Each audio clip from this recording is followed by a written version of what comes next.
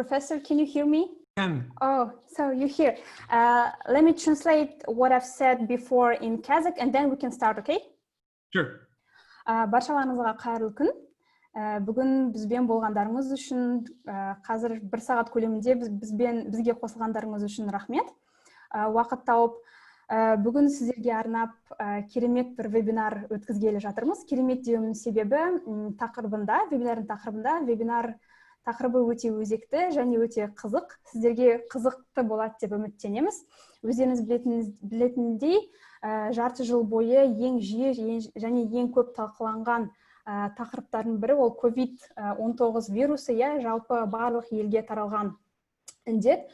Ал жалпы дүние жүзі тарихында осы індетке ұқсас пандемиялық жағдайлар болды ма? Болса, ол қандай пандемиялар? Сол жайлы біздің мектебіміздің профессоры Elliott Bowen қысқаша лекциясын таныстыратын болады сіздерге. Және де осы тақырыпқа байланысты сұрақтарыңыз болса, сұрақтарыңызды чатқа қалдырып кетсеңіздер болады. Біз лекциядан кейін, яғни профессордың лекциясынан кейін барлық сұрақтарыңызға жауап беретін боламыз. Let me introduce our speaker. It's Elliott Bowen, assistant professor of the School of Science and Humanities, History, Philosophy and Religious Studies Department, who received his PhD back in 2013, if I'm not mistaken, right, Professor?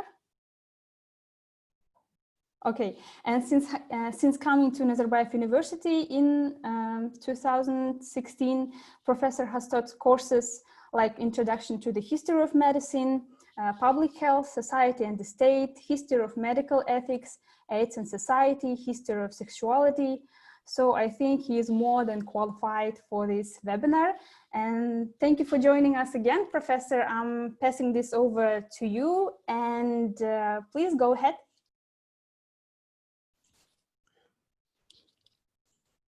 Thank you, Aidana. Thank you for that very kind introduction. I'd like to share my screen, if I could, with everyone, so you can follow along with the PowerPoint that I have created. Yeah, sure. Wait a minute, please. Oh, okay. Okay. So let me just go from the beginning.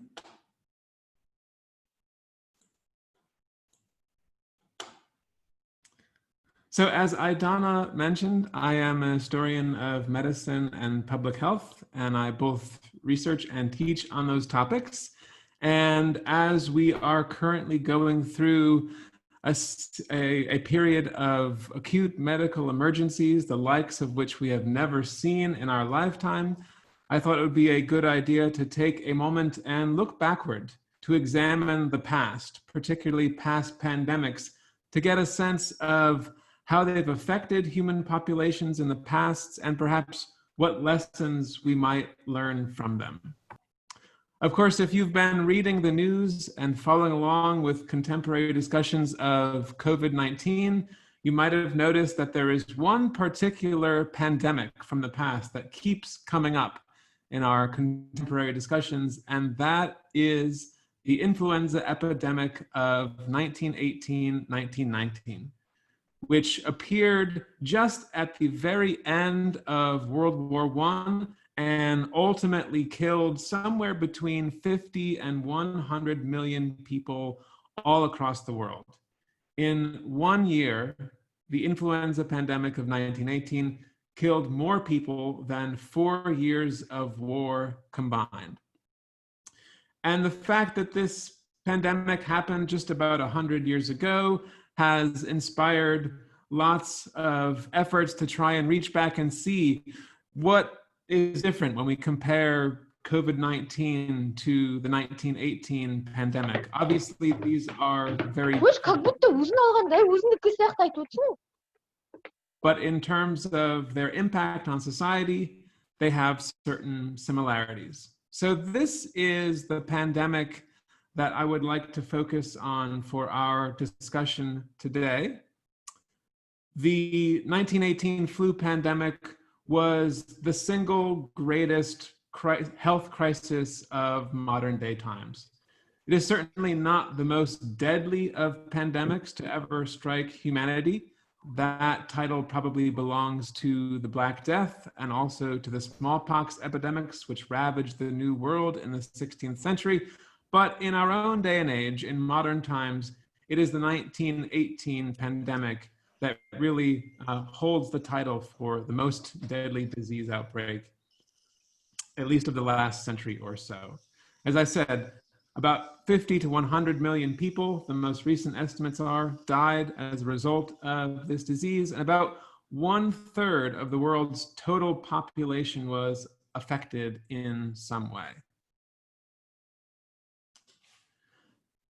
So I wanted to spend some time and talk about this particularly virulent flu pandemic, 1918.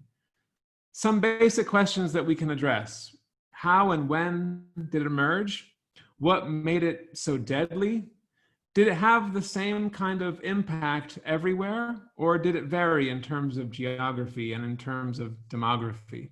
Sometimes people like to say that the 1918 pandemic was a democratic disease in the sense that it affected people regardless of their age or their race or their socioeconomic status. Was that really the case? Or do we see lots of differences in terms of the morbidity and mortality?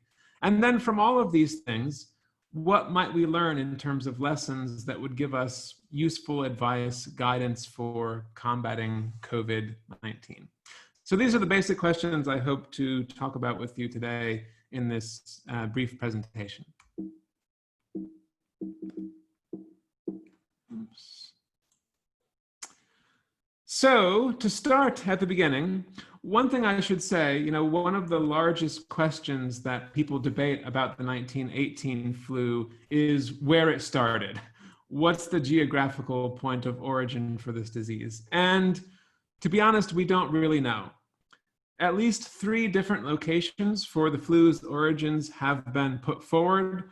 One of them is in the United States, in the state of Kansas in particular, where in the early weeks of 1918, doctors at a military base reported a number of strange cases of exceptionally virulent influenza followed by pneumonia.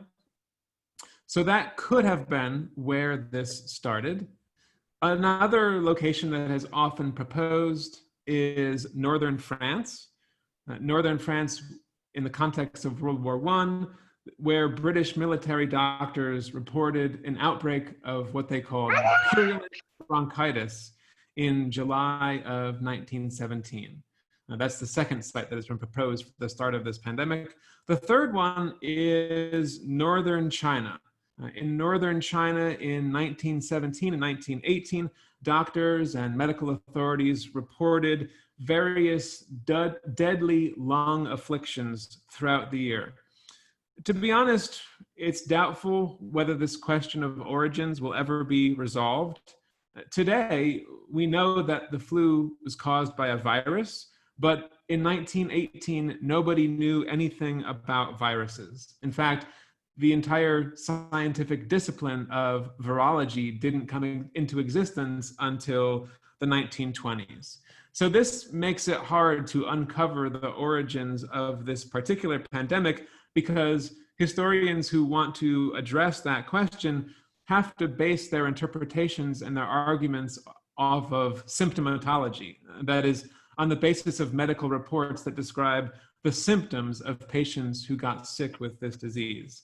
And this is a really hard thing to do because, among other things, at the time, doctors didn't know that they were dealing with an entirely new strain of flu. In fact, they weren't paying much attention to the flu at all. It was not regarded generally as a serious medical condition. In fact, it was not even on the list of diseases that doctors had to report to health authorities. So there were no good statistics, and medical records were very meager with regard to the flu. All of that makes it hard to tell where this actually started. We'll probably never know. One thing we do know about the flu in 1918 is that it proceeded in 2 distinct phases. The first phase of the flu began in the spring of 1918, and it lasted through the summer, through about until August. It was characterized by a high fever, and it was typically of short duration. This first wave was relatively mild. There weren't very many fatalities. But then, later on, in the autumn of 1918, there emerged a second wave of the flu. And the second wave was much more serious, much more fatal. And part of the reason for this, I should mention here, is that the 1918 pandemic actually consisted of two separate but linked epidemics. One, of course, was influenza, but also a secondary infection of bacterial pneumonia, which was responsible for most of the deaths caused by the flu. Most people who died from this disease actually were killed by opportunistic secondary infections of pneumonia that they contracted after the flu. So we're talking about concurrent epidemics here. And this, of course, meant that the symptoms of the flu were not just pulmonary, but they were systemic. They extended to the entire body. One of the telltale signs in the 1918 pandemic was cyanosis. It's a medical term that refers to something that happens when your body is so deprived of oxygen that your skin actually turns the color blue. And from there on, systemic organ failure occurs, often leading to death. This was a sign of the much more serious disease that became apparent with the second wave of the virus in the autumn of 1918. And that extended through the winter into the early parts of 1919 as well.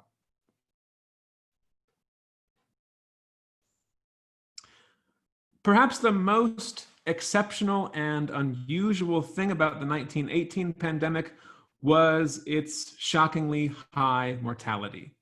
Of course, the flu is something that we deal with every year. In many years, it comes and goes. It is nothing more than a mild or minor complaint. Typically, in an average year, the flu kills about one person for every 1,000 people infected.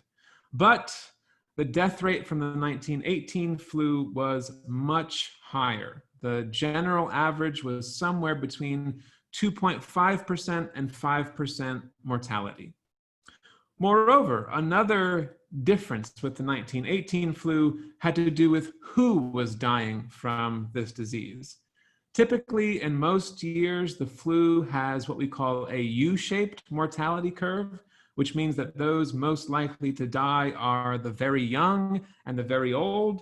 The 1918 flu, by contrast, had a W-shaped curve. That means it was most lethal, not for the very young and the very old, but for those in the prime of their lives. That is, young adults between the ages of 20 and 40. In fact, individuals who are around the age of 28 years old in 1918, if they contracted the flu, they had among the highest likelihood of dying from the virus. And this is a very atypical scenario.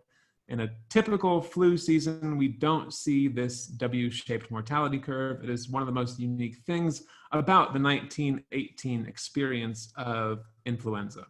And this is one of the other things that historians have spilled a lot of ink trying to figure out. What was it that caused this strange, abnormal pattern in the mortality curve? Why was it that people who are generally at the most healthy point of their lives were uniquely susceptible to contracting and dying from this illness? It's one of the questions I want us to think about right here. And in order to do that, I think it would first help to learn something about the biology of the flu, of the 1918 virus in particular. This is something that we've actually learned a great deal about over the last century or so. One of the key breakthroughs happened in the late 1990s when scientists kind of accidentally discovered a dusty pathological specimen from a US Army installation of a victim of the 1918 flu who had been buried in the snow and ice and the permafrost of a missionary site in Alaska. And they were able to do basically a blood test of this old specimen. And on the basis of that research, we now know that the pandemic was caused by a particular strain of influenza that we call influenza A virus H1N1. If you're wondering, this strange combination of numbers and letters, H1N1, is a reference to the two different kinds of surface proteins that we find on the exterior of the virus. One of these, H, is called hemagglutinin, and the other one, N, is called neuraminidase, and they're abbreviated H and N. Basically, every influenza A virus has a gene that codes for one of 16 possible hemagglutinin surface proteins and another gene that codes for one of 9 possible neuraminidase surface proteins. So if you do the math and you consider all the possibilities, there are 144 total combinations of influenza A that exist in the wild. Of these, only a very small number have ever affected humans. In fact, only about 3 have ever been found to truly affect human populations. Those are H1N1, H2N2, and H3N2. Most of these other viruses just exist in the wild, and typically among avian species. Human influenza, I should point out, is what happens when these birds, who can harbor multiple strains of virus in their bodies simultaneously, travel around the world and interact with different kinds of mammalian species, including people. From that point, these viruses can undergo further reassortment, mixing within humans, and genetic research from this frozen specimen recovered in the 1990s has shown that the 1918 strain of the virus was a mix between an older H1 influenza A strain and one of these wild avian strains. So it's not something that had existed previously, or at least to the best of our knowledge, had not been a dominant strain of the flu prior to 1918.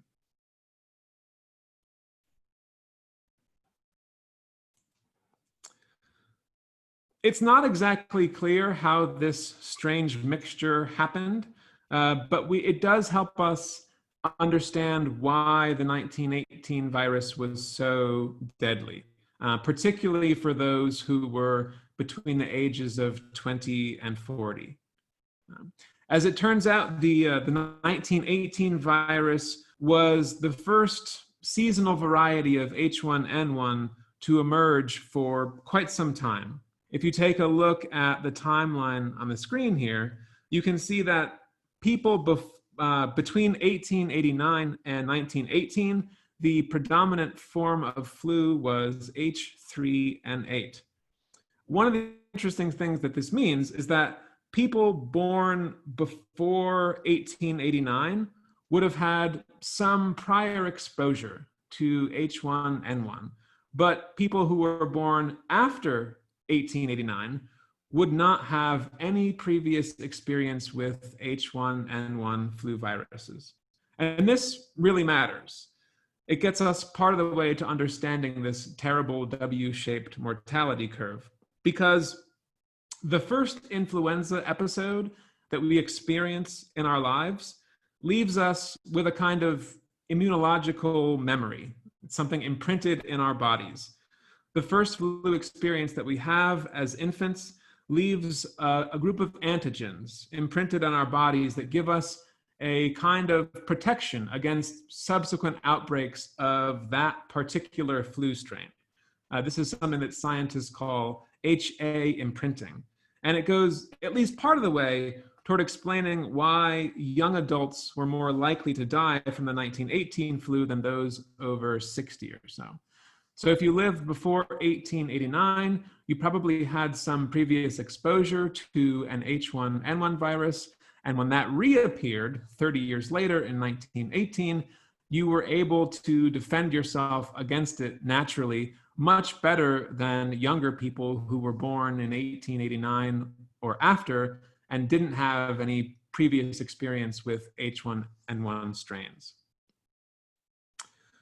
So this gets us part of the way to understanding why the 1918 flu was such an extraordinarily deadly event. But it doesn't get us all of the way. It doesn't explain why case fatality rates were higher at all ages, not just young adults, than the typical flu.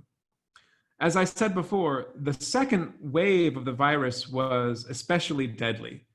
And here is where a lot of the discussion lies. What exactly happened to make this second wave so much more virulent in its spread? Was it that there was some kind of mutation that happened in the middle of the flu season that made it even more lethal than before? It's possible.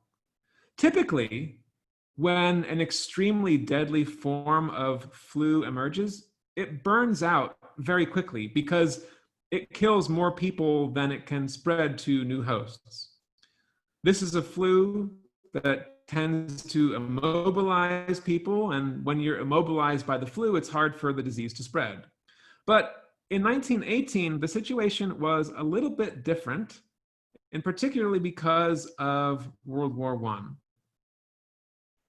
In 1918, the virus did not need people to move around in order to spread because people were actively being sent to one of the places that the disease already existed, and that is the combat zone, specifically the trenches of Europe in the First World War. World War I, in fact, created the conditions that enabled the 1918 flu to become the most deadly flu in human history. In the crowded and chaotic conditions of the trenches, an especially deadly, aggressive virus could take hold, and it could gain unprecedented strength because the trenches were places that continually brought in new hosts in the form of young, healthy adult male soldiers, and it allowed the virus to continually reproduce itself and spread within their bodies. Whenever sick soldiers were removed from the front lines, they were replaced by other men who had not yet been exposed to the virus. They came into the trenches, the flu awaited them there, and then it spread continually throughout populations. Also, when soldiers who were sick were shipped away from the trenches into civilian areas, they carried the disease with them, and it spread among civilian populations in this way. And from that, all across the world, both due to advances in transportation technology like railways, steamships, and whatnot, and also because of the global movement of populations that World War I itself brought about.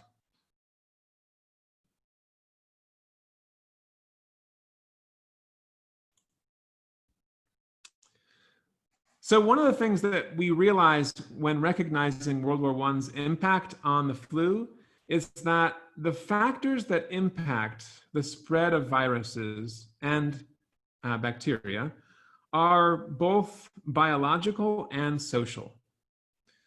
When we look at the social side of things, we can look at things like economic circumstances, family structures, patterns of travel. We can look at political structures. We can look at the impact of nutrition.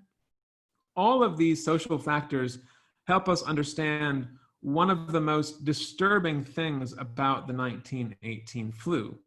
And that is that the mortality from this was generally much higher among indigenous, colonized, or ethnic minority populations than it was among settler groups, among colonizers, and among white European populations in particular. As I said, the general average mortality for the flu was between 2.5 and 5%, but in some places, death rates were much, much higher. Even the lowest mortality rates among indigenous communities were much higher than the average rates for Caucasian groups in places like the US, Canada, New Zealand, Australia, the Scandinavian countries in particular. One of the places where we see the highest death toll and the highest fatality rate was Western Samoa. which at the time of World War I was a colony of the British being administered by New Zealand.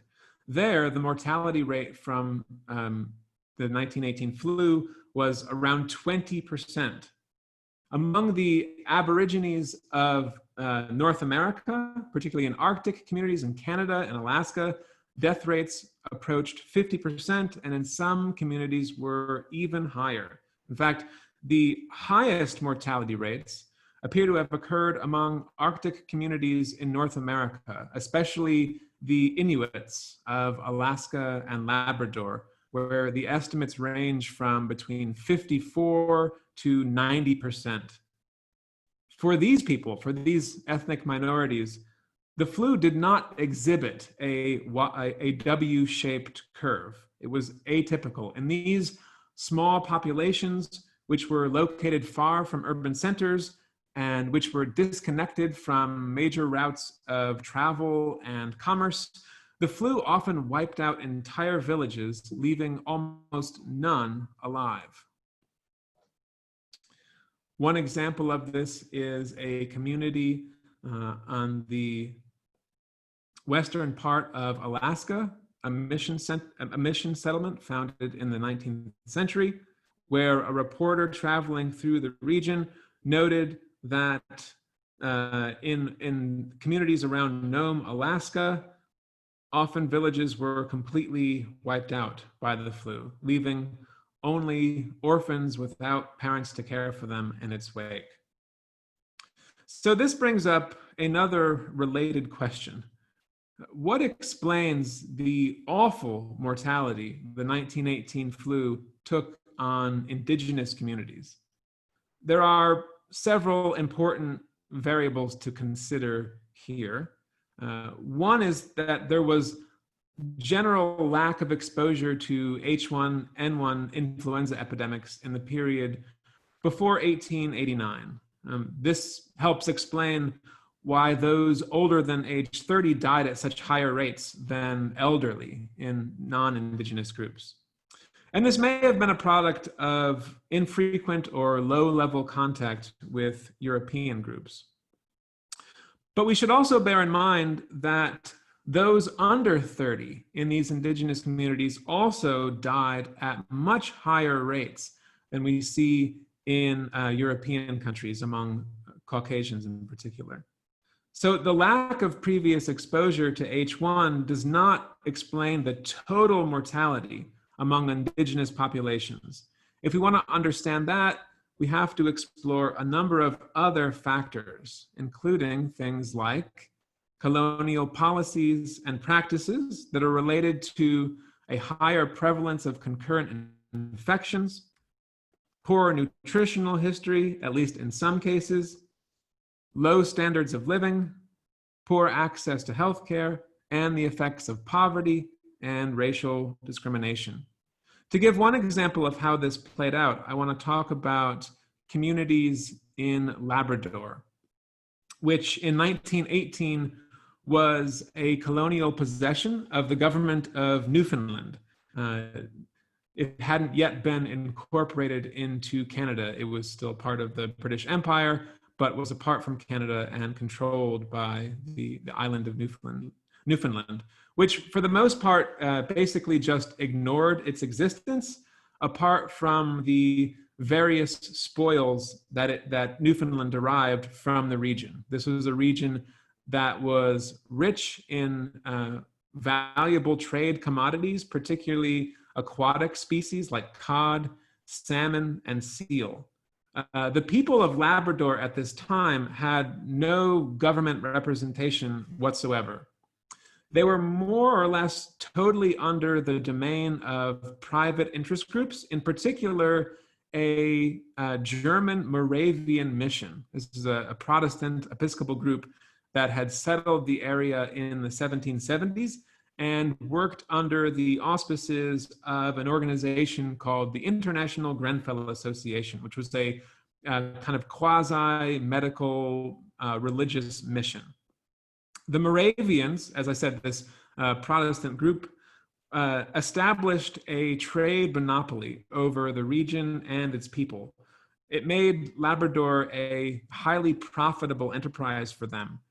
Every summer, up to 25,000 non-natives came from Newfoundland to the Labrador shores to coastal sites during the summer fishing season, and their presence there affected many aspects of life. For one, it tended to deprive Indigenous peoples of their traditional food staples. Due to a lack of sufficient prey and other animal-based foods, the Indigenous peoples of Labrador experienced chronic nutritional stress when the flu arrived in 1918. And this is one of the things that exacerbated its impact on these native communities.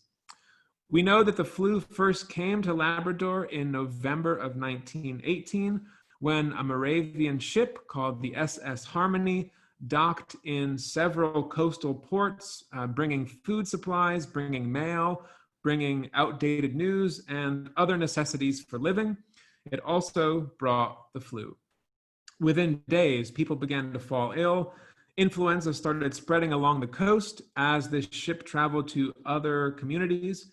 With the onset of winter, moreover, the visiting fishermen that had traveled to Labrador from Newfoundland in the summer began to depart the region. And as they did so, they took with them all of the healthcare services that they had set up to care for themselves while in Labrador. So at the same time that influenza was spreading, trained physicians were leaving the region, forcing natives to fall back on care provided by missionaries themselves, which was quite substandard, as these missionaries often had no medical training whatsoever. So throughout the period of World War I, health authorities in places like Labrador consistently reported higher rates of secondary infections that explain the higher death toll that we see here.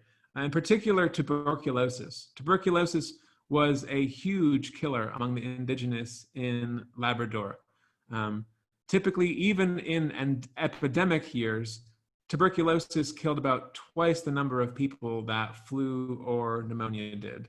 And we know that having tuberculosis makes you more likely to die from the flu, as does poor nutritional status and the general policies of the settler colonial government in Newfoundland. So one of the things that we learned from this is that despite what I just said about the 1918 flu having a W-shaped age pattern of death, actually this was not the case everywhere. In many places all around the world, particularly in colonized settlements, there was a different story to tell. Among the isolated Indigenous communities of the Arctic and the Pacific, among other places, there were higher concurrent rates of infectious disease, there was more crowding, there was racist discrimination, lack of access to healthcare, and on account of all of those things, Indigenous populations often suffered higher levels of age-specific mortality than Caucasian populations for all groups. As this suggests, the 1918 influenza was even worse than commonly reported. This was, interestingly, something that colonial authorities at the time were fully aware of.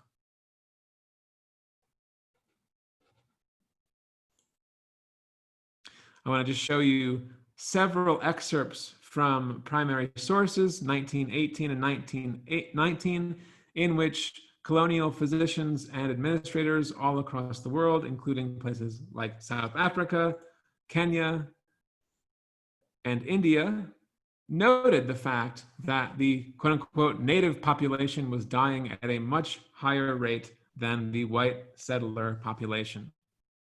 When explaining these things, however, colonial administrators and their allies in the medical profession typically blamed Indigenous peoples themselves for this state of affairs, arguing that they were ignorant and that biologically they were weaker than Caucasian peoples and thus responsible for what was happening to them. One typical explanation given in a British medical journal was that native peoples had, quote, low resisting power to disease. This is something that we also see unfolding before our very eyes in the present moment. When we look at the death statistics from COVID-19, whether it's in the United States or other places all around the world, we do see that this is not a democratic disease. It impacts some populations far more than others. This is one of the unsettling truths of the pandemic, both 1918 and today.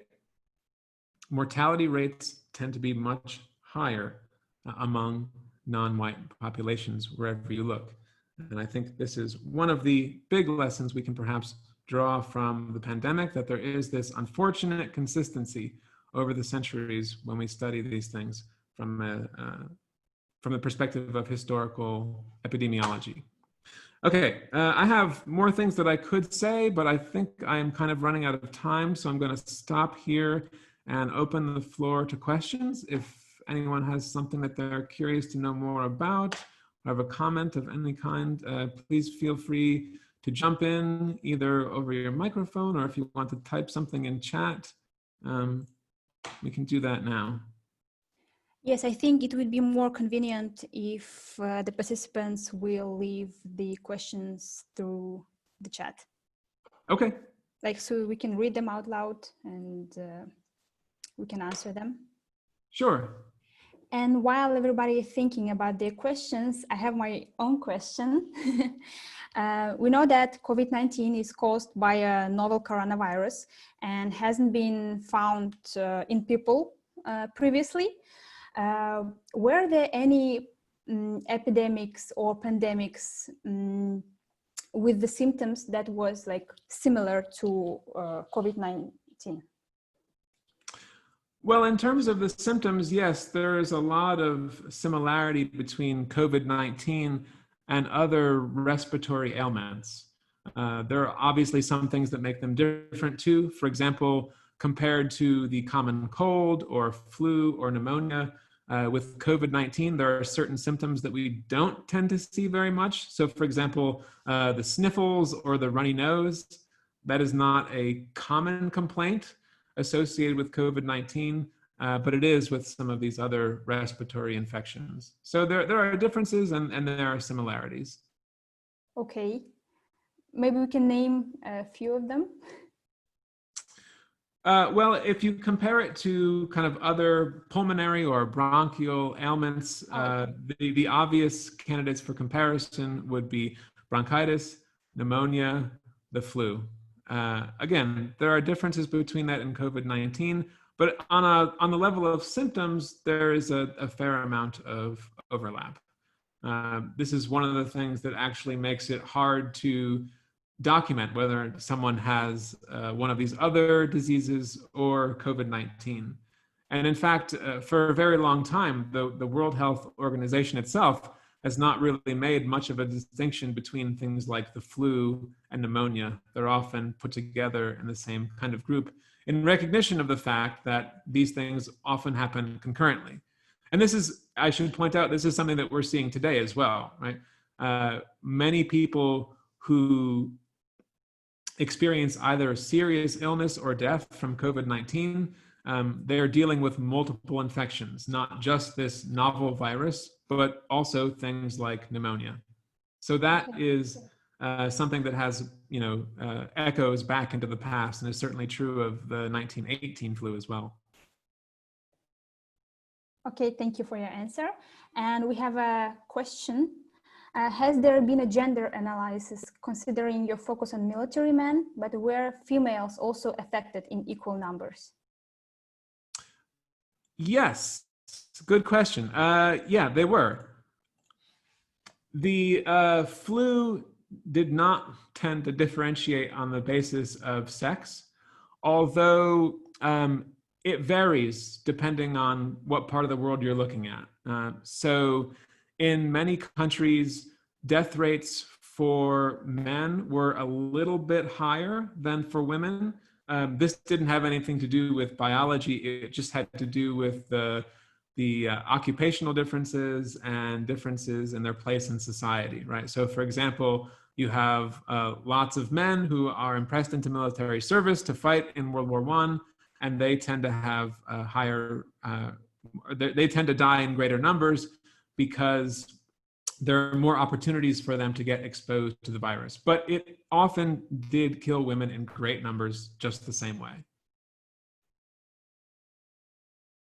The only kind of group that was generally exempted from this is people between the age of 5 and 14, which is why in so many places around the world, one of the big, legacies of the flu is that you have orphanages being set up all across the world to try to find families for people who had lost their mothers and their fathers during the 1918 flu. Okay, there is another question.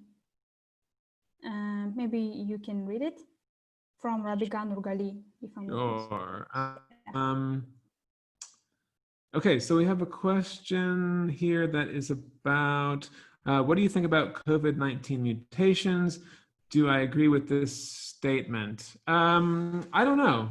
I mean, I think when we talk about COVID-19, this brand new infection that humans are experiencing for the first time, there's a lot that we don't know, and the science continues to evolve day by day. We're always learning new things.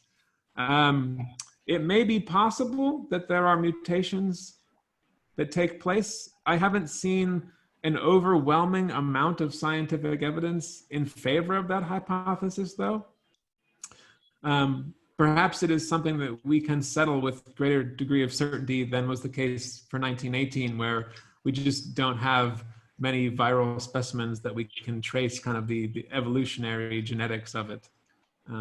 So I would probably say right now the evidence is that there isn't much mutation, but it's always possible that it can happen and that we will learn more.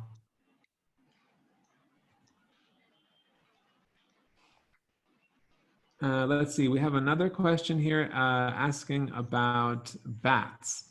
Yeah, so one of the theories is that the animal species responsible for transmitting COVID-19 to humans is bats. And again, we're not entirely sure of this. This has been one of several animals that have been put up as potential candidates for the spread to humans. We don't know, and I also myself don't know if bats with coronavirus are dying from it or not. I'm sorry, that's not something that I have looked into. Maybe someone else can provide an answer on that question.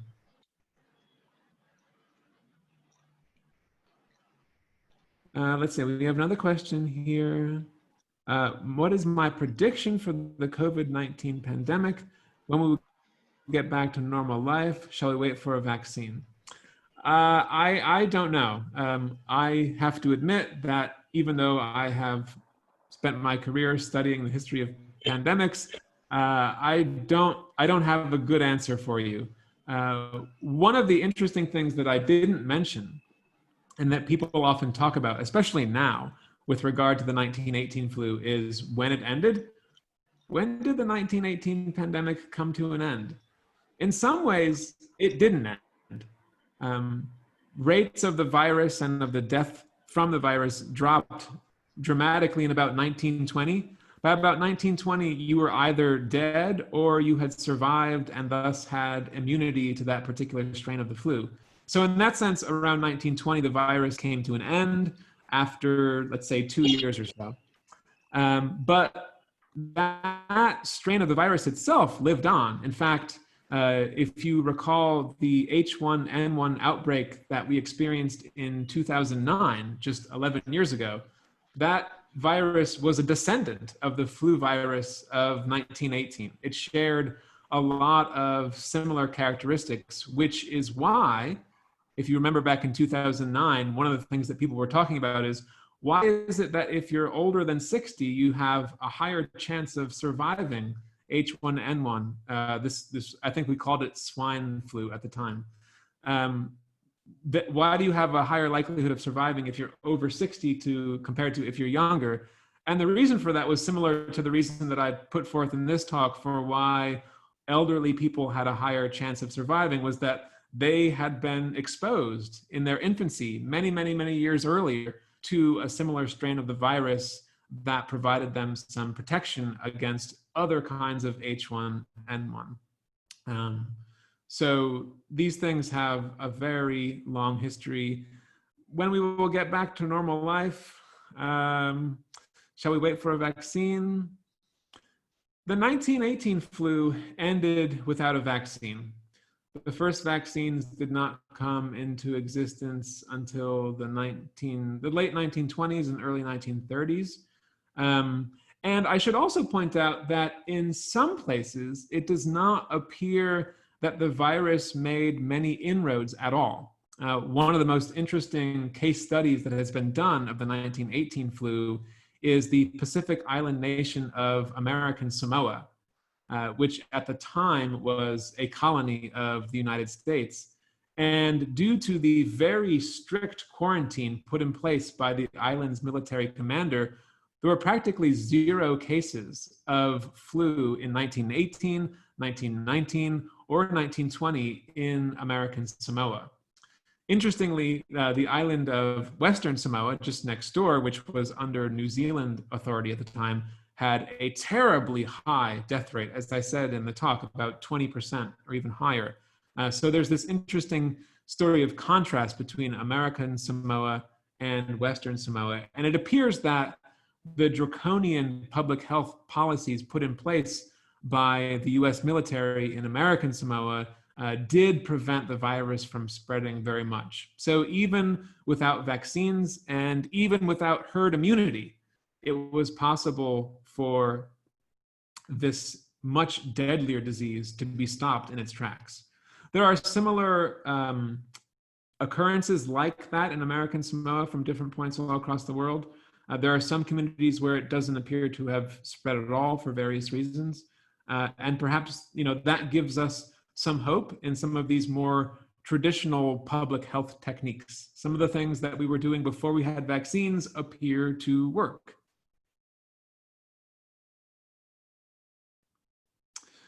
Okay, the next question we have here, let me see, I have to scroll up a little bit.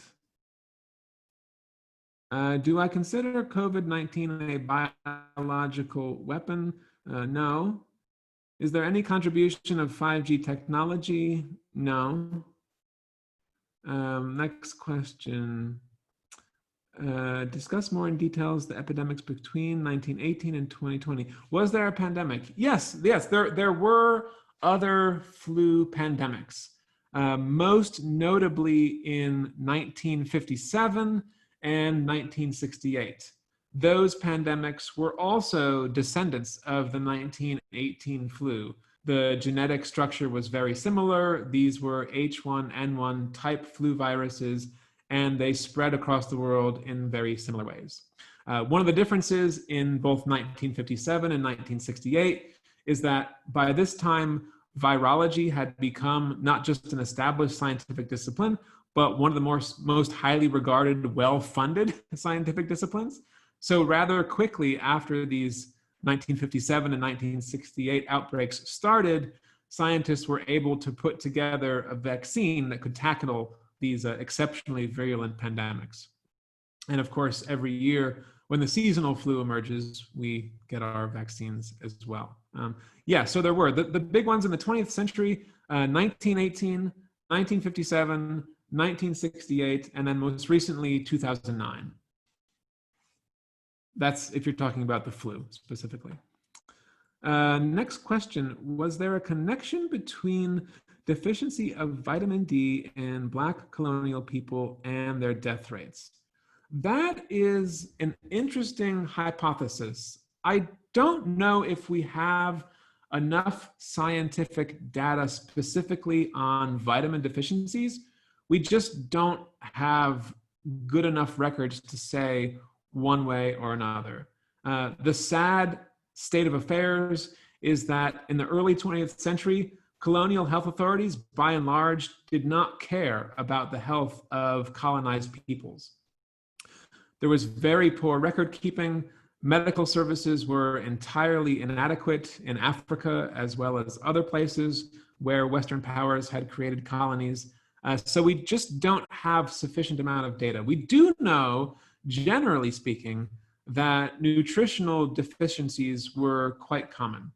And this largely occurred due to changes in dietary practice that were forced on colonized peoples as a result of their increasing interactions and ties to Western settler colonialists who basically used the land to take as many resources from them as they could, including foods, like, for example, in the example of the Labrador colony, taking all of the aquatic life that community had relied on and using it for trade. So definitely nutritional deficiencies played a role in the higher death rate of indigenous communities all across the world. I can't prove that there was a vitamin D deficiency in particular, but in a broader sense, yes, I would say that that is correct. Next, are there any cases of artificial viruses and disease made by someone? I mean, is it possible? It is surely possible. There have been attempts to do so in the past that you can read about. For example, in the 1970s in the United States, the military had a government-funded program in which laboratory scientists were put together in a team and instructed to experiment with devising novel kinds of viruses that could potentially be used in the event of military conflict. Those programs generally did not meet with a lot of success, however. And of course, they were never distributed among human populations. So I suppose it is possible and it has been tried, but it's never been very successful and it's never been used. Next, was there any study on whether the vaccines for other viruses help mediate the pandemic, or is it not the case? Oh, this is a great question. Yeah, it does appear that there is some evidence in favor of the view that vaccinations have what we call non-specific effects. A non-specific effect is what happens when you get a vaccine for one disease and it kind of unexpectedly offers you a measure of protection against another kind of disease. This is something that we're actually learning right now in the context of COVID-19. There's a lot of recent evidence suggesting that people vaccinated with, for example, the pneumonia vaccine, or in some cases, BCG vaccine, may have some protection against other kinds of diseases like COVID-19. We don't have crystal clear evidence in favor of that hypothesis yet, but the population studies that have been done so far suggest that it might help. In particular, because like with the flu of 1918, COVID-19 today often comes in tandem with other kinds of infections. So definitely get a flu shot. It will not give you protection against the virus that causes COVID-19, but in a general sense, it will help you. Okay, and the next question we have here is, why can't COVID-19 affect all races equally in certain regions? Let me just take a drink before I answer this. Well, it certainly can. It's just that it doesn't. And one of the reasons for this, and we see this in all pandemics really, pandemics reveal the existing structural inequalities in a society, and they also serve to amplify those inequalities. So for example, to take the country that I am most familiar with, the United States. In the United States, the category of essential workers, that is people who work in hospitals, people who work in transportation or work in grocery stores, they tend to be, for the most part, racial minorities. And because they are deemed essential workers, they don't have the opportunity to work from home. They are just exposed to the virus on a more regular basis. And you take that and you combine it with a host of other factors, like, for example, unequal access to medical treatment, to a medical system that tends to dismiss the medical complaints of non-white people as insignificant or as exaggerations. All of these things present an additional burden for racial minorities and play into their higher rates of COVID-19. And we see the same thing historically too. When you trace out the history of pandemics, this is something that has happened over and over again.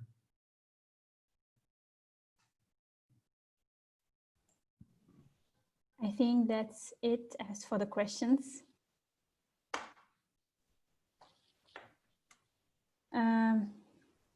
Yeah, I think that's it. Okay, thank you, Professor, for your time and for your excellent talk and presentation. Thank you, it was a lot of fun. Yeah, it was indeed. Oh, okay. They're just sending love to you. So thank you again to all of our participants, viewers, and Professor. And please stay tuned and follow us on social media, SSH and NU KZ. And because we make announcement about all of our upcoming events, webinars, lectures, and so on. So you will be informed about all the events. And I think we can finish this session. Thank you again. Stay safe. Bye-bye, everybody. Bye.